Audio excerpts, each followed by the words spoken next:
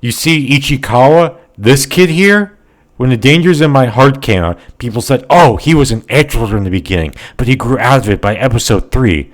Well, they are lying. His edgelord persona was a coping mechanism for self-esteem issues since episode 1, and I'm going to prove it by going through every single instance of his facade breaking in the first 2 episodes.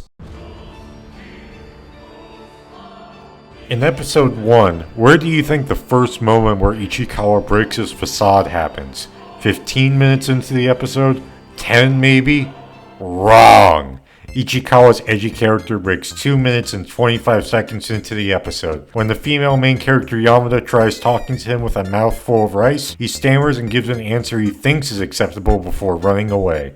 Ichikawa tries going back to his edgy thoughts, but it immediately gets derailed when Yamada opens a bag of potato chips after just finishing a rice ball. He reacts in his normal voice to everything Yamada does in the library. That includes when she absent-mindedly puts away the box cutter he gave her.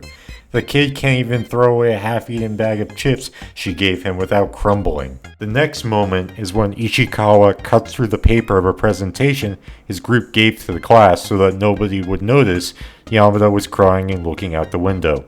He sacrificed his own social standing in the class so that Yamada could cry in peace. When the time came for Yamada to suffer, which his monologue at the beginning of the show said he wanted to happen, he protected her instead. The last moment happens at the end of the episode, where an upperclassman coerces Yamada into giving him her phone number. Before it happens, Ichikawa pushes his bike down the hill, startling them and diverting attention towards this weirdo that just sent his bicycle into the water. But he didn't even need to do anything, because Yamada's best friend was behind both of them and would have stopped the upperclassman herself. Despite everything he said about attacking her and seeing Yamada's corpse and all this other Chinibio stuff, in actuality he wants to help her when she's in trouble or uncomfortable.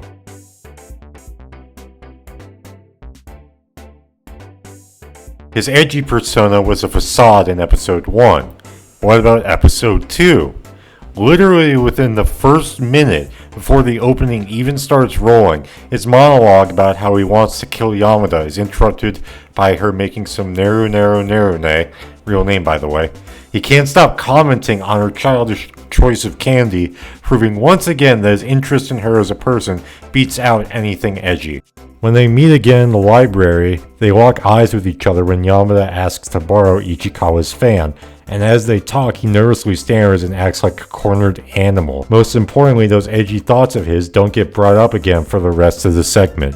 Later in the episode, when female classmate Hana accidentally writes Yamada's name on a tombstone, Ichikawa gets physically confronted by one of his classmates who thinks he wrote it. Instead of telling the truth, Ichikawa covers for Hana by stammering through some edgy explanation for what happened. In his mind, he literally thinks to himself, what the hell am I saying? He knows what he's saying is cringe as hell, and he keeps doing it to cover for someone that he's barely talked to.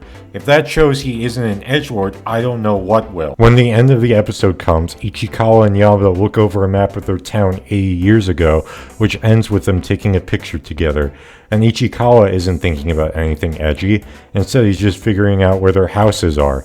Even when Yamada misinterprets his request to take a picture and takes a selfie of them, he treasures the photo. Ichikawa wants to spend time with her, and the idea of trying to kill her was just a way to hide his interest in her from himself.